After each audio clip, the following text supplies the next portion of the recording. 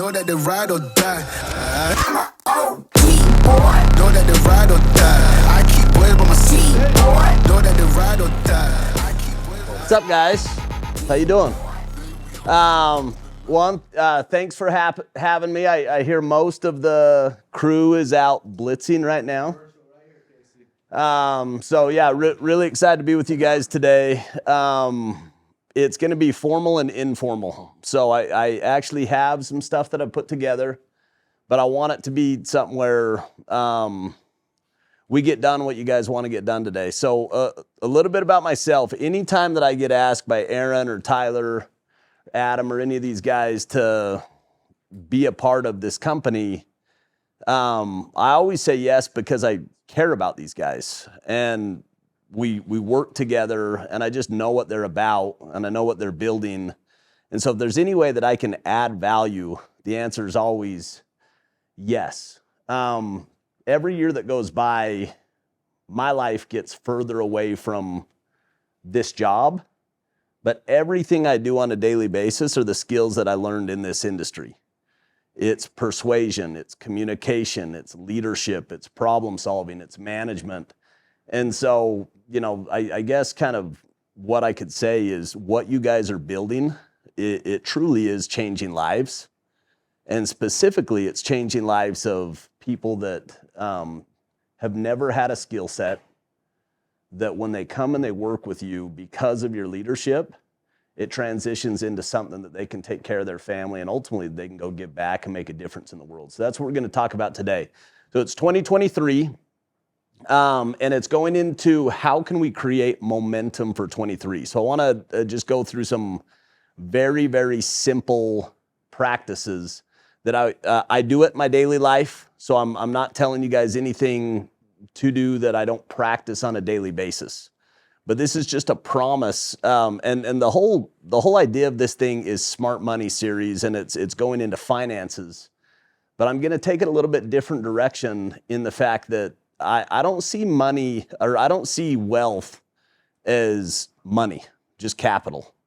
I see it in a very holistic lens, and I think that there is spiritual wealth. I think your connection with God and your purpose and feeling like you're guided and making a difference in the world. I think that is really important in life. And if you have it, you feel alive. And if you don't have it, that there's lack of purpose and meaning. Mentally, if you're not growing, if you're not expanding, if you're not getting better, you will feel a void in your life. Financially, if you don't have the money to take care of yourself and take care of your family, and ultimately, if you're not getting ahead, then there's going to be frustration and there's going to be pain associated with it. I think all of us, when we sit down and somebody asks, what do you want to do when you get older? And what are your financial goals? It's, I want to be financially independent. I want to have an unshakable financial foundation. I want to be able to take care of myself and the people that, are dependents on me. And I want to give back to the community. I want to make a difference in the world. And if you haven't mastered that piece of your life, it's going to be a pain point going forward, kind of for the foreseeable future. And when you take marriages that don't last, you take most of your life is going to be spent working in a career. And it doesn't matter if you work at McDonald's or if you're a heart surgeon that makes $2,000 an hour. If you only get paid when you go to work, you're a dancing bear. And when you dance, you get paid. And when you don't dance, you don't get paid. And so understanding money and understanding how to make it work for you and have it work harder than you work and get it working so that, it gives you the freedom to go do what you want to go do in life. Very, very important. And then lastly, social emotional. If you don't have meaningful relationships in your life, it doesn't matter how much money you have, you're not going to be happy. And so what I want to take is a holistic approach, and I'm going to talk about a couple of practices that if you do these things, I promise you will build wealth. And working on any of them influences the rest of them. So do we have the presentation set up? Aaron, do we got it going? It's all behind you. Okay, so Okay, so 5 steps to creating momentum in 2023. We're gonna go right into it. So state story strategy. When we talk about what to do, like when we come in here, so many times we go straight to the strategy. Let's talk about the actions specifically with investing. It's what investment should I go into, or how should I allocate my money, or should I be in public equities or private, or fixed income or bonds, or how's the account? And it's all about strategy. But our success in both our career and also in our finances, it's 80% psychological and 20% skills. And so much of the success or failure that we're gonna have in life, and both in our careers and in our finance, has more to do with what's in between our ears than it does actually what we're doing. And it's not that other stuff isn't important. It's really important. Strategy is really important. But if you're weak mentally, if you haven't figured your stuff out mentally, you're gonna crumble when the economy gets bad. So I'll tell you guys a story. So we run a private investment company. It's called Sandlot Partners. And we've done just over 600 million of equity over the last 2 years. We've invested 600 million of equity. And our main bank, our primary banking partner, Silicon Valley Bank. So what happened 2 weeks ago? Go ahead. So it's Thursday afternoon, and my team is like, hey, there's some rumblings of some stuff happening right now, real stuff. I'm like, what are you talking about? They're like, no, there's a lot of noise with Silicon Valley Bank. We got to set up wires to get our money out. So we set up wires with another bank, click the wires. We've got $20 million that needs to go out the door. And it registers, the money gets wired, feel good about it. Next morning, bank gets shut down. Our wires never got out the door. So Friday morning, we've got $20 million that is in cyberspace. So if you're the leader of your company and $20 million disappears, what do? You got all the junior people in your company that are staring out the window. How do you respond?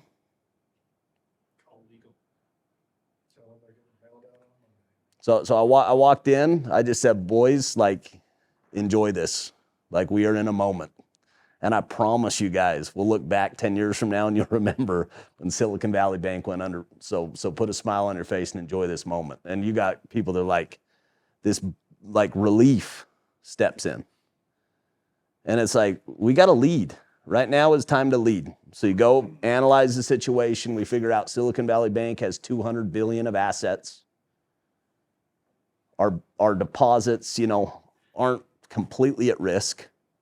We get on the phone with investment bankers. We kind of analyze the situation. We go figure out, at a worst case, we're going to lose about 10% of our deposits. If all hell breaks loose and they've got to sell them off at a discount, it was complete fog of war.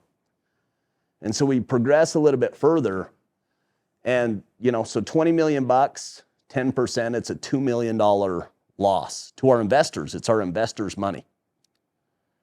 And so we bring the team internal. We have kind of an all-hands meeting, and we just announce investors aren't going to lose a dollar. We're going to eat $2 million bucks. And you can see everybody in the room get confident again, and said, we'll eat it in our fees and we'll eat it on the back end and carry. But you let everybody know that their money's safe and that we're going to go do the right thing. And Monday morning comes, the Fed bails out Silicon Valley Bank.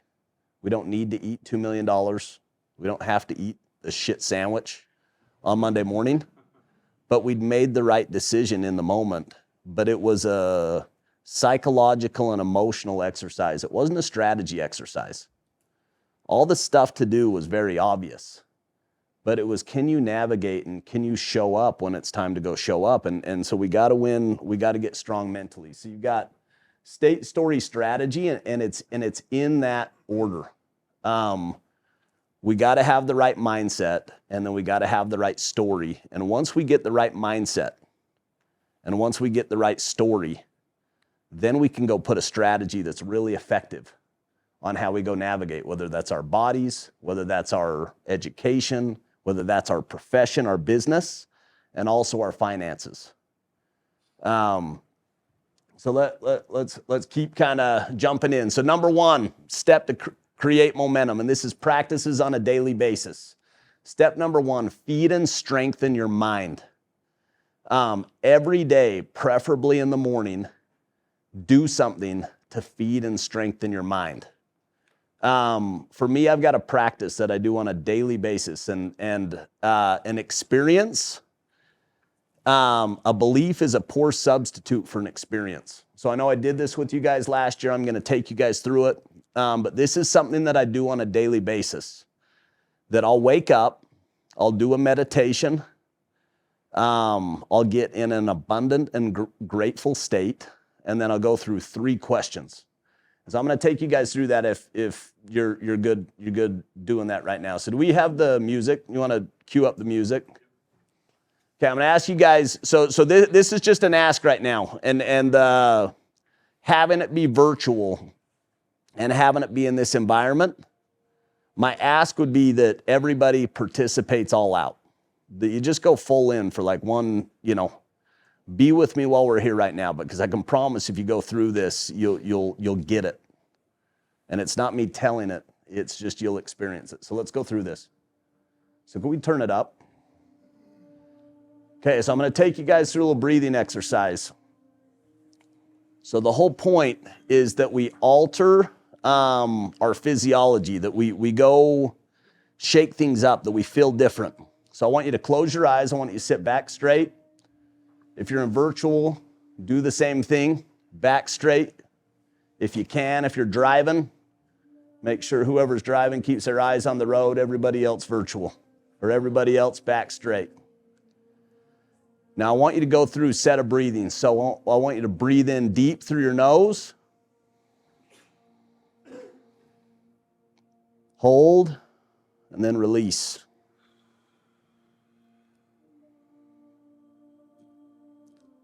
We're going to keep going in this routine. Breathe in deep. Long hold, long pause, and then release. And as you're breathing in, I want you to breathe in faith and certainty and abundance. Just breathe it in deep into every corner of your lungs, in your body, in your arms, in your toes. And when you release, I want you to release fear and doubt, pessimism, anxiety. And as you breathe in deep again, it's more faith, more abundance, more certainty, more belief. And breathe out any doubt, any fear. You can do 3 more deep breaths. Breathe in deep.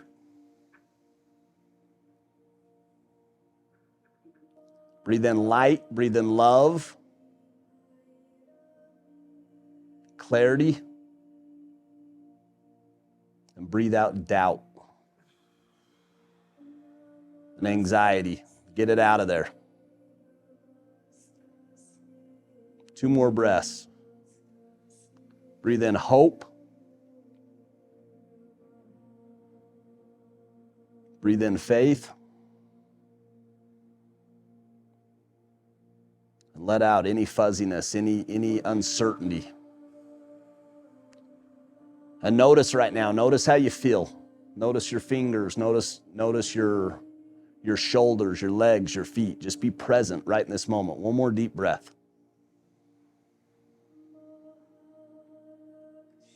Now breathe out. Now we're going to go to a moment. We're going to go to step into a moment, and don't think about it, but experience it as if you were there. A grateful moment.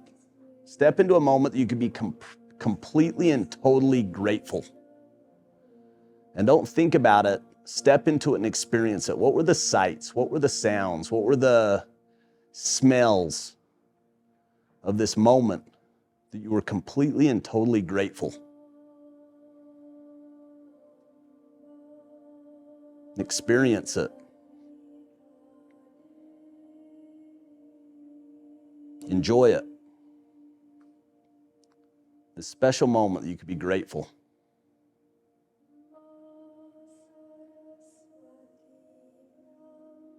Feel it. Now we're going to switch to a second moment, a different moment that you could be completely and totally grateful for. Now don't think about it happening. Step into it and experience it as if it's present and it's real right now.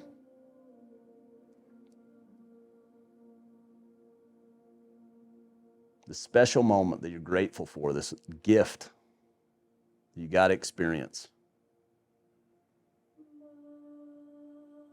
Give thanks. Just be so grateful and feel it. Breathe into that special, great moment of gratitude.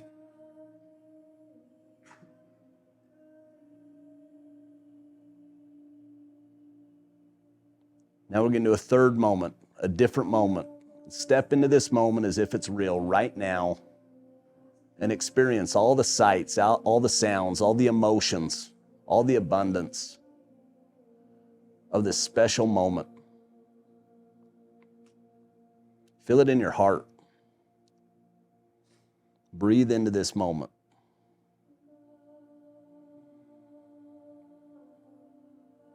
It could be a little moment or a big moment. Step into it as if you're there right now.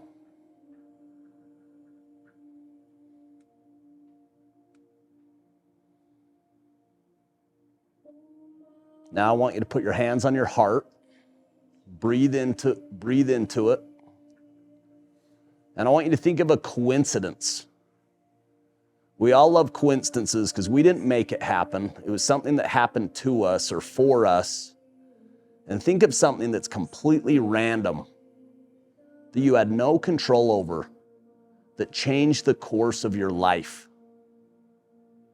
And all that you're experiencing right now was from this moment that you had no control over, this coincidence.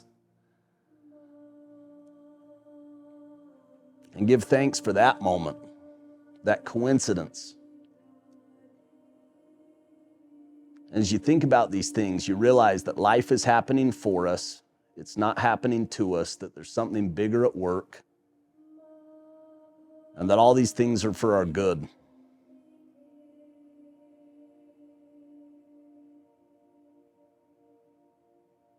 Okay, now we're going to switch. We're going to breathe in. We're going to think about people in our life that just need love. And I want you to think about somebody that you care about and love, and just breathe in all this light and love and happiness. And as you breathe out, send it to somebody that just needs it. And think of that person just feeling good and being happy. And just send all those good vibes to the person that needs it right now.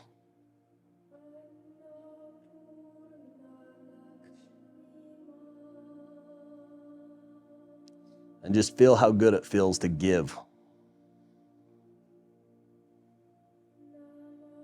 Now think of somebody else in your life that just needs something. And as you breathe in, just send out those good intentions for that person, that they can just be happy.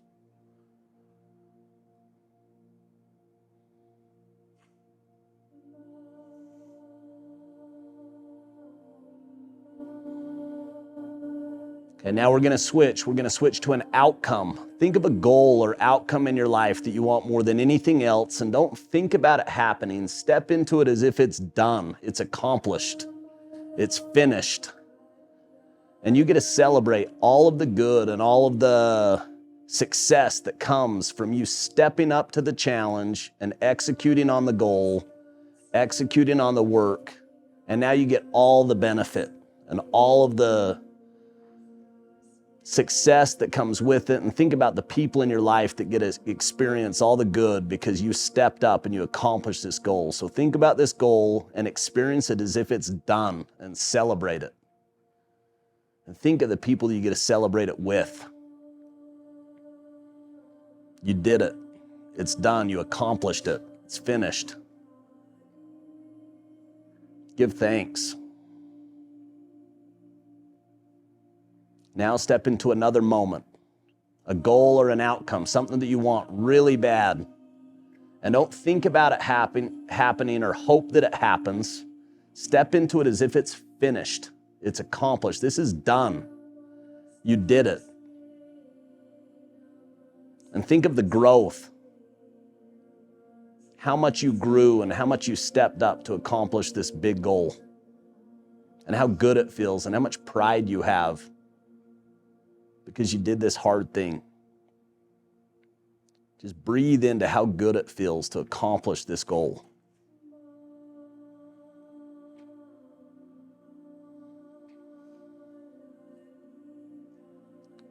Now you're going to step into a third moment, a third goal, a third outcome, and step into it as if it's accomplished, it's done, it's finished.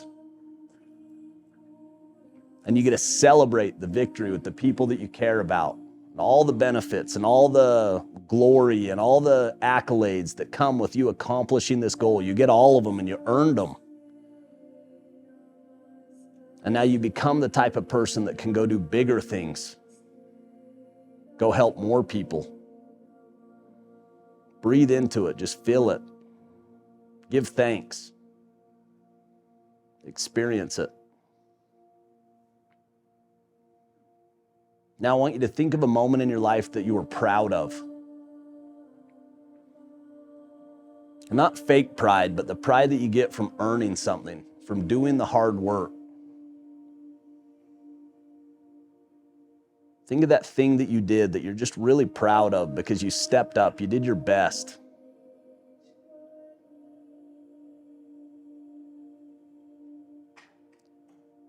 Now think of a passionate moment, a moment with a person that you care about, a special moment, a moment of romance.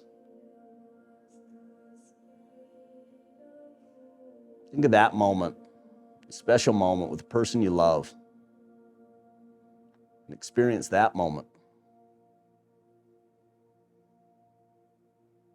Think of an exciting moment, a time in your life where you were truly excited, where you were lit up, you were on fire, you were just exhilarated by this special moment. Breathe into that moment, that excitement.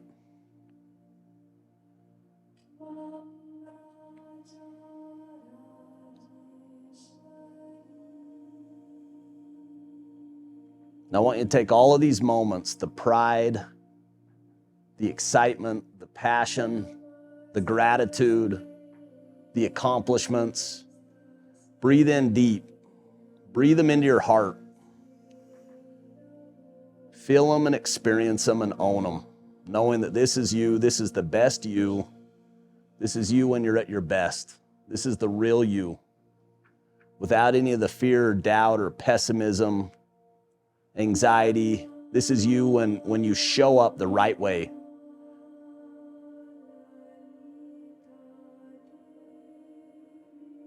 And one more deep breath.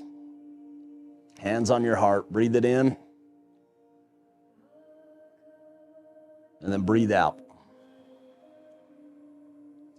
All right, guys. So this is every morning for me. So I'll go through this process. And you go experience these emotions and these feelings, and you try to get in this abundant mindset. And then I'll go through 3 questions. And the 3 questions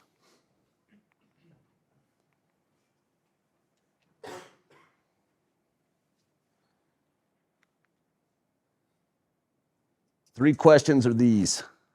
What gets me excited? And I'll list out 30 things that get me excited. It started at 10. I've grown it to 30. And I call this the Christmas principle. Think back in your life when you were a little kid and it was December. It was Christmas. What emotions or what feelings did you feel in December? Like when we thought about Christmas, as you're a little kid, call them out. You're excited. What is it? Anticipation. Enthusiasm. Euphoria. Yeah, it's this magical season. But I want to break it down. Why is it magical? Like what ingredients did we put together that you universally get this experience that's consistent? What is it? What are we anticipating? Expectation. Yeah, we have this expectancy that Santa's going to come. And he's going to come with presents. And we're going to give presents. And we're going to experience them. And we get to drink hot chocolate. And we get to be with our family. And there's all sorts of these things that I look forward to it every single year, every December. It's like Christmas music starts in like November 1st. We just skip Thanksgiving.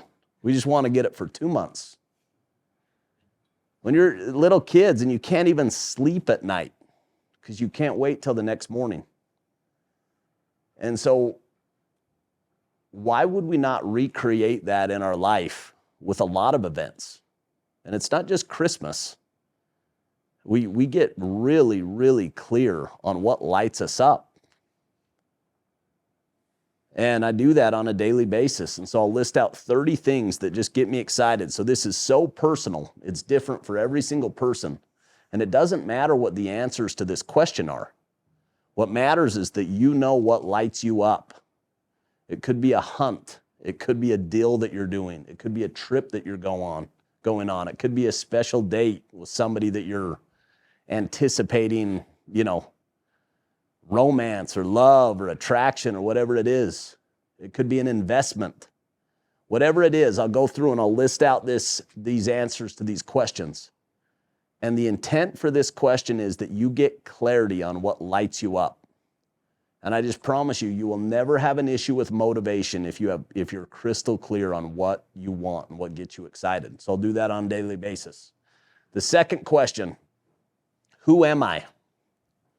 This one sounds the most simple. By far, this is the most profound. We have screwed up views of who we really are. We have self-limiting beliefs, and they hinder our ability to go accomplish the things that God put us on this earth to accomplish. And if we can undo some of that software and we can replace it with stuff that serves us well, we'll show up better as a husband, as a father, as a professional, as an investor. We've got screwed up paradigms about money. We've got screwed up paradigms about sex. We've got screwed up paradigms about basically everything. I guess what we could say is we don't see the world as it is. We see it as we are. And we don't see it right a lot of the time. The stuff that's working in our life, that's what we got right. The stuff that's not working, it's because we have a bad software. And so for me on a daily basis, I try to rewrite it. I try to reprogram it in a way that gives me the best chance to go be successful. So I'll list this question, who am I? And it's to the point for me personally where I answer 80 answers to that question. It started at 20. And I just challenge you guys to go do this for 30 days. And it will change your life. So for me, when I answer it, it's that I'm a force for good, that I'm a force for God, that I'm a strategist, that I'm a spiritual billionaire, that I'm kind, that I'm passionate, that I'm absolutely certain, that I'm abundant, that I'm creative, that I'm a problem solver, that I'm confident, that I have an unshakable financial foundation, that I'm a good dad, that I'm a good husband, that I'm a good friend, that I'm an entrepreneur, that I'm a founder, that I'm a creator, that I'm creative, that I'm a connector. And I could go, and it's to the point where it's just who I am. And it allows me, when I step into a moment where something challenges that, all of us have been in that situation, where you get put in a position that is contrary to just who you are, and you're just like, nope, that's not me. That's not who I am. That's not what I'm about. And I'm just telling you, nothing drives behavior more than identity. So when you're sitting around and somebody says, I'm trying to stop smoking, what do you know about that person? They're not quitting. When do you know that that person's not going to smoke ever again? One step further. I'm not a smoker. It's not who I am. I had this experience with alcohol. I'm like raging teenage alcoholic. Just getting after it. 16, 17, 18 years old. And I go on this spring break trip. And my buddies, all of us are drinking. We've got my buddy's older brother's fake ID. And it just gets like, it's a bad drunk experience. One of my friends just loses it. And he's just going off on all of us. You say stuff you can never take back. And we all wake up in the morning and we're driving back from Southern California at 18 years old. And it's just silence in the car, me and my buddies. And I'm like, this is not who I am. I remember going back. I talked to a church leader at that time. And the church leader just asked me, he's like, hey, well, will you just not do it ever again? And I was like, yeah. And I haven't touched a sip of alcohol since. It was this moment where I just said, that's not who I am. There was never like this, hey, I'm going to stop drinking. In a moment, I changed. And it's changed the course of my life. Just, and in that time, I didn't realize what was happening. But you look back, and that happens for good or for bad. If we say, I'm not a social media guy. I'm not good with finances. I'm not a dancer. Well, whatever it is, like, when you say I'm not, you just turned off any possibility of going down to a road that could have brought you a lot of happiness. There's in Rich Dad, Poor Dad, he talks about his two dads. And he says one of his dads would say, I can't afford it. And he had a second dad that would say, how can I afford it? And just the answer to those two questions opens up so many possibilities of how to do a deal or not do a deal. And I'll go through some of the deals that I've done in my life that have got done just because I could answer a question with how can I afford it? And we'll get into that kind of in a little while. And then the last question is, what are my biggest opportunities? Peter Drucker, he talks about it. He says, the effective executive, they focus on opportunities and they starve problems. All of us at any time in our career, we're going to have a lot of problems. And you need to figure out how to make those problems small and allocate the majority of your time to your biggest opportunities. If you want to get ahead in life, you need to spend your biggest time and your biggest energy on your biggest opportunities. And I'm talking about this holistically. I'm talking about this as a dad. I'm talking about this as a husband. I'm talking about this as an investor. I'm talking about this as a professional. You need to be able to answer that question in those categories. And if you do, it allows you to rank your decisions. So when life comes at you and there's multiple opportunities that are all good, you can actually say yes to something with confidence and say no to something else that sounds really attractive. We're doing this big event on the 17th and 18th of April. That, any of you guys that can come, we'd love to have you come. We're raising a bunch of money for charity for primary children's. But we got in contact with the Miller family, big kind of Utah family. They own the Jazz. They sold the Jazz, sold their dealerships. They're sitting on like $4 billion of cash. One of the wealthiest families in Utah. Also, big reputation. And they're involved in this project we're doing. And so as a courtesy, they just said, hey, we've got a jet flying down to Vegas. We'd like you and your wife to come down. We've got a suite at the Allegiant Stadium for Taylor Swift concert on Friday night. Sound good? Pretty good. I haven't seen my wife in 3 or 4 days, and we've actually been busy for about a month. And I leave to Boston on Saturday. And so I've got one window to go see my kids. And it's like instant. Hey, thanks for the offer. We'll catch you on the next one. Appreciate you guys. And I'm not going there because I'm going to go spend the afternoon and the night with my wife and kids.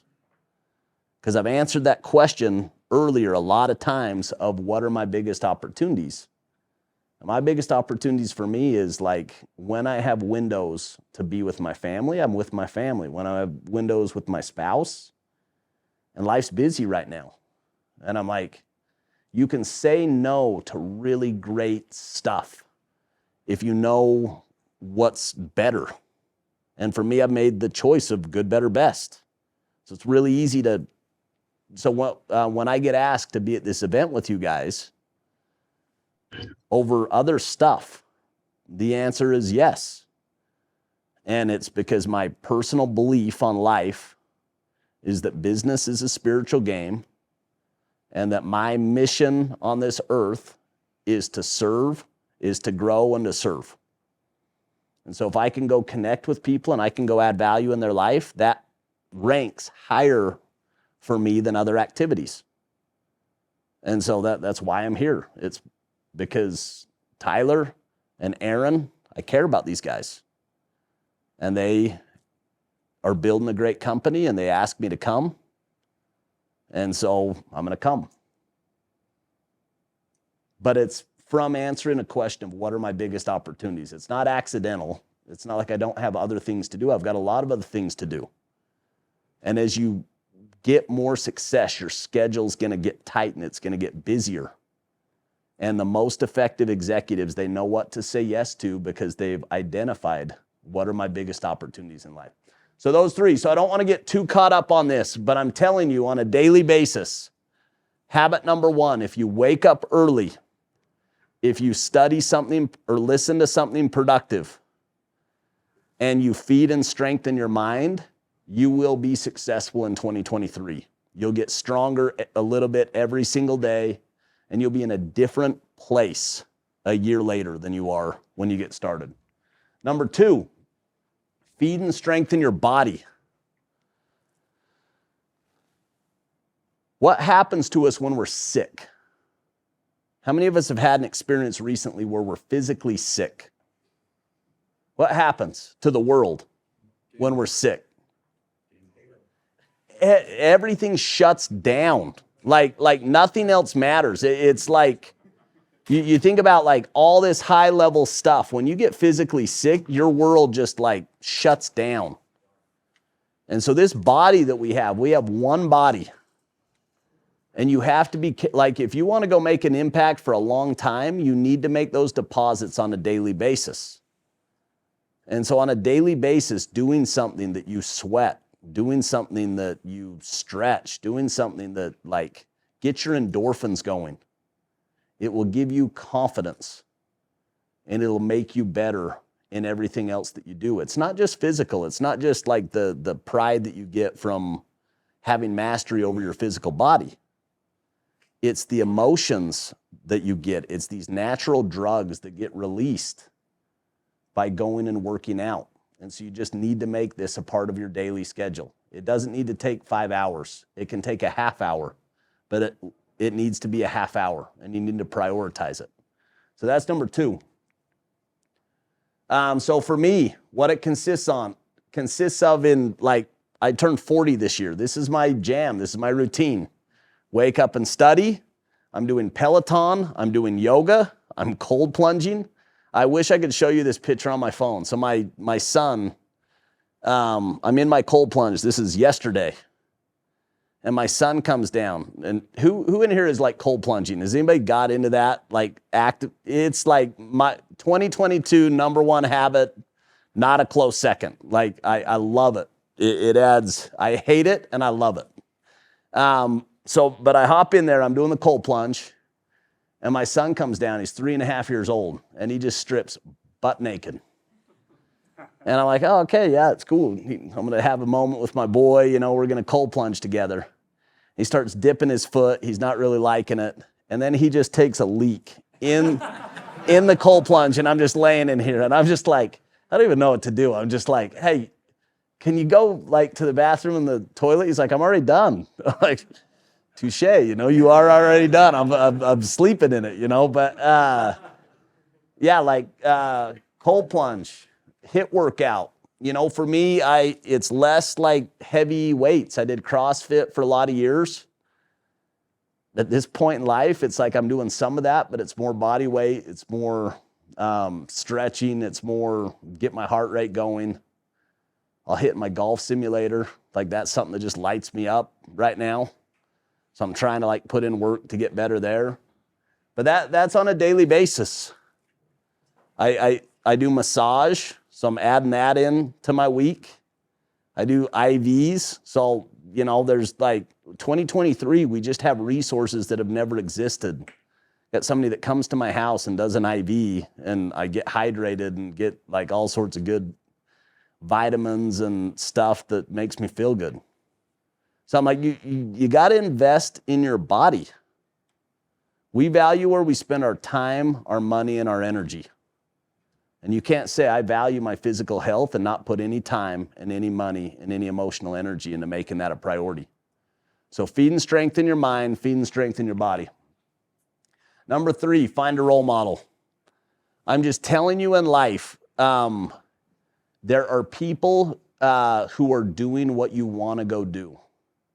Like I'm not naive. Like think about the word average. Average means you take 100 and you have above average or excellent. You've got everybody in the middle that's average, and then you have below average. And I don't think any of us would in this room say, I want to live an average life. That lights me up. I want to live an average life. But by definition, most of us will. So the question is, how do you live an exceptional life? And the way is you find role models or people that are doing what you want to go do in the categories that you aspire to go be successful in. So for me, I've got different role models for different categories. My relationship with God, I've got different role models. I've got different people that live life that I'm like, that's the type of spirituality and connection and meaning that fires me up. So I'm going to look to those 2 or 3 people as models of what they're doing, stuff that I like. So I'm going to follow those people. Where with financial, do all of us know people that are 100 millionaires or billionaires or 10 millionaires? They're doing something different than everybody else. Really good thing is to go find them. Like this conference, what you guys are doing, it's finding people that are doing what you want to go do in a category, and then you just model them. You just copy them shamelessly. Find what's good, copy it, leave the rest. And so for me, a Todd Peterson is a role model in a number of these areas. A lot of them. He's a role model spiritually. I like the way that he shows up and serves people. He's a role model with his spouse. They have like a really special marriage. Tons of passion. Love each other. I'm like, I don't want to be married. I want to like be in love. He's a certified billionaire. He's been investing for 30 years, making investments for 30 years. He's an exceptional investor.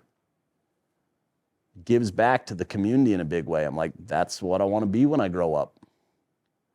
And there's so many of those, and all of us have them. There's no excuse in 2023 not to have excellent role models. Some of my biggest role models, I've never met them. It's the Tom Peters, it's the Tony Robbins, it's the Clayton Christensens, it's the Stephen Coveys.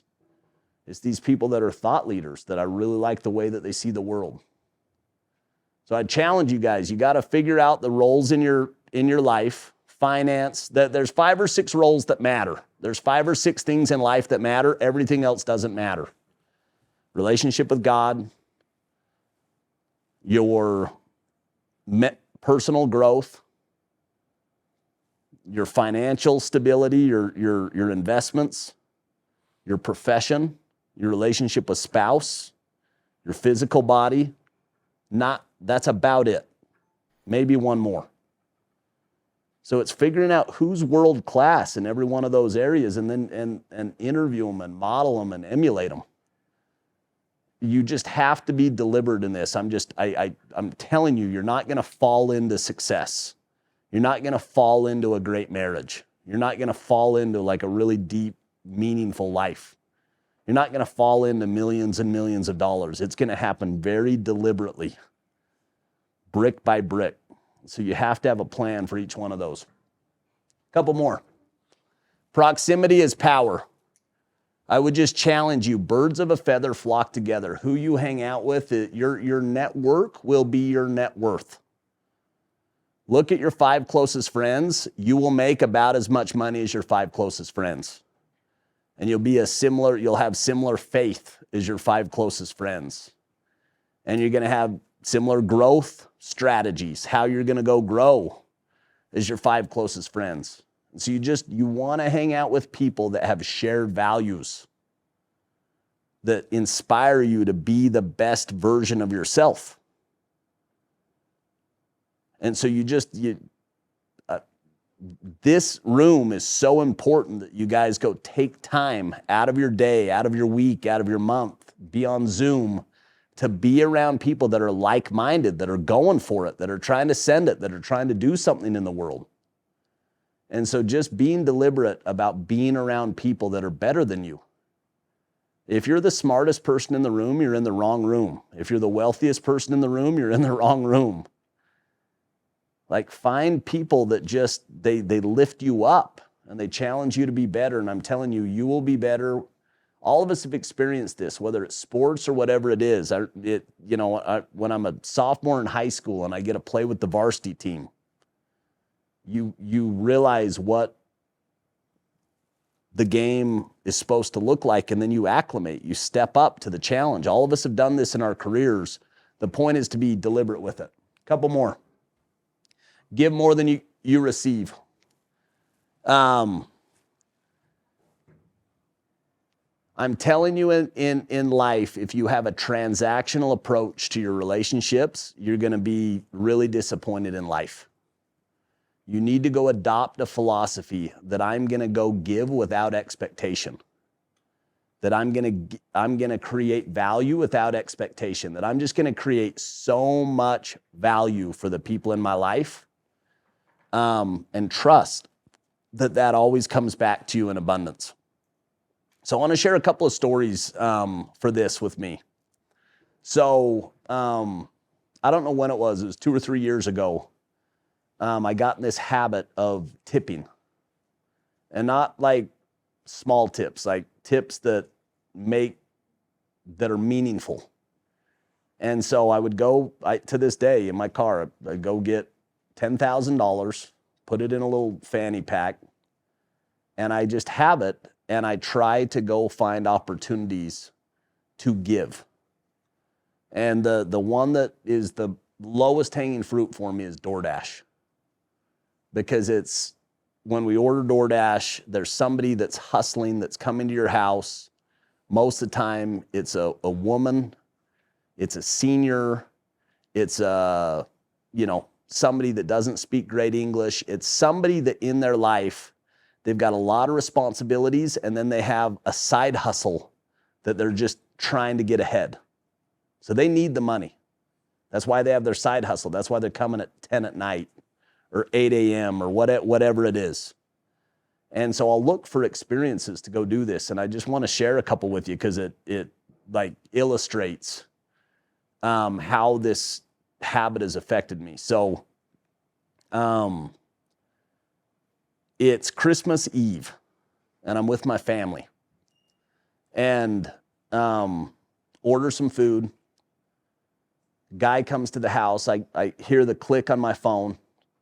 So I'm running over, get my little bag, and I go outside, and there's this guy who just dropped off my food that's already walking back to his car.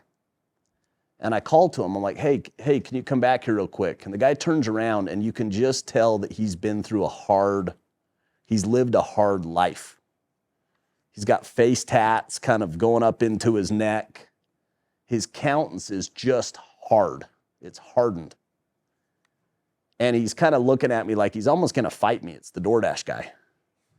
And I'm like, hey, can you come here real quick?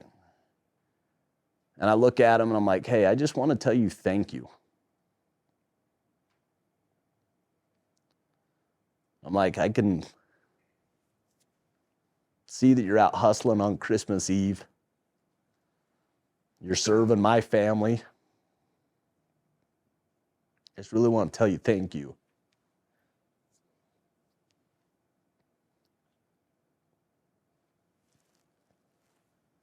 Give him a couple of $100. And you take this dude that you can just feel it. You can feel that he's lived a hard life. And this guy just gives me this big hug.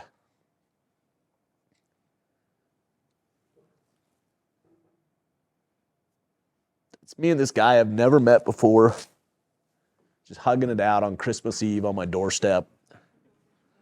And it's this beautiful little moment where he got acknowledged for working hard, for hustling. And I just have this like abundance that I get to go take with me into my kids. I get this memory that I get to go take with me. So I've been going back to Harvard like the last decade and doing these executive programs. And it goes back to find a mentor, go find who's excellent. And just Harvard's really excellent. They're world class. And if you write a check, you can go not have good grades and still go to Harvard.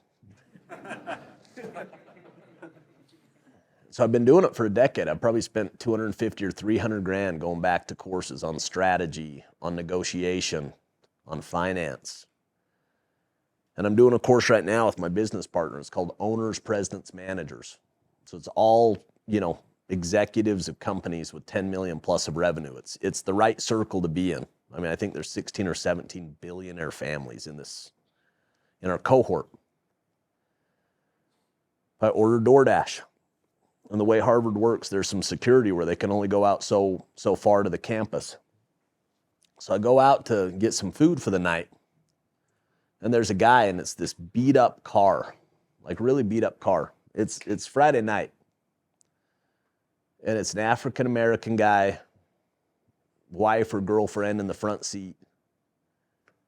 And he comes out, and I just see this guy, and I've got 2 African-American kids that I adopted.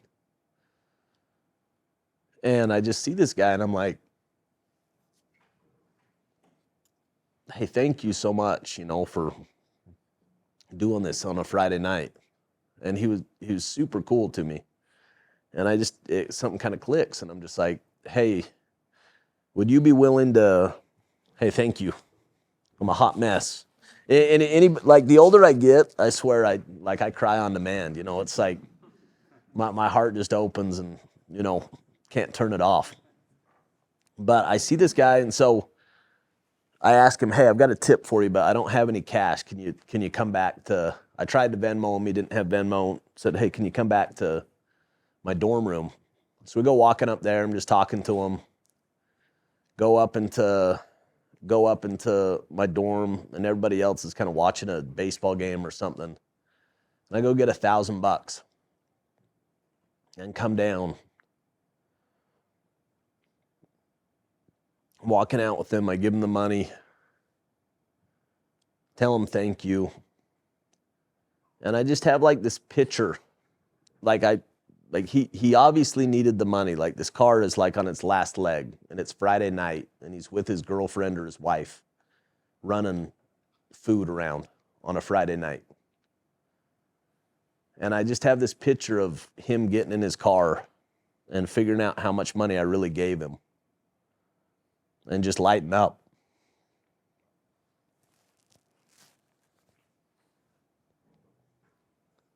And that stuff lights me up. And I'm with my buddies the next day, and they asked me, they said, hey, how much did you give that guy? We're walking to church. I gave him $1,000. They're like, that's cool. I need to do more of that. And it's this thing that just perpetuates. And when we see it, we want to do it. And then other people, and it's the good stuff in life. And I'm just telling you, if you can build that habit into your life, a habit of abundance, it doesn't need to be $100. It can be whatever number hurts a little bit. It's got to be enough that you question doing it every time you do it.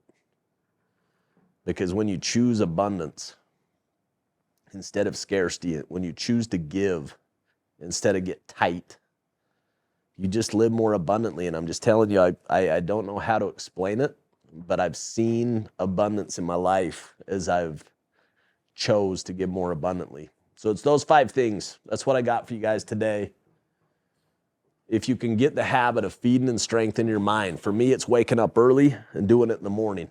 The reason you do it in the morning is because you get the benefit all day. Number 2, feed and strengthen your body. Number 3, find role models, people that you aspire to be like, and just have them in your life and copy them. Number 4, proximity is power. Be around people who are doing the things that you want to go do, and you'll do more of those things. And then lastly, foster a spirit of abundance. Foster a spirit of giving in everything that you do. When you get into problems with your spouse or with your marriage, it's when you get selfish. When you get into problems with work relationships, it's when you get selfish. When you start thinking about what do I want, what are my needs versus serving and giving. And I'm just telling you, if you can foster that habit, it's like a muscle. Starting out, it's harder to do, but over time, if you do it on a daily basis, you become strong. You get this strong abundance muscle, this strong giving muscle, and it'll serve you. And all of us, I've just challenged you guys to find somebody that's successful in life that isn't super generous, that doesn't give and give in a big way.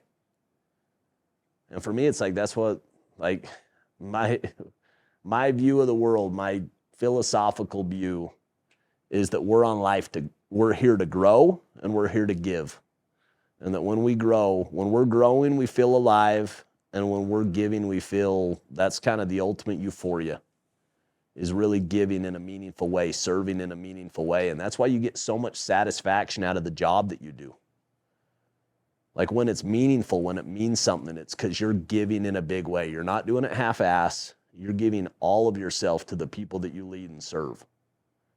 And because of that, it inspires you to go grow. All right, guys, thank you.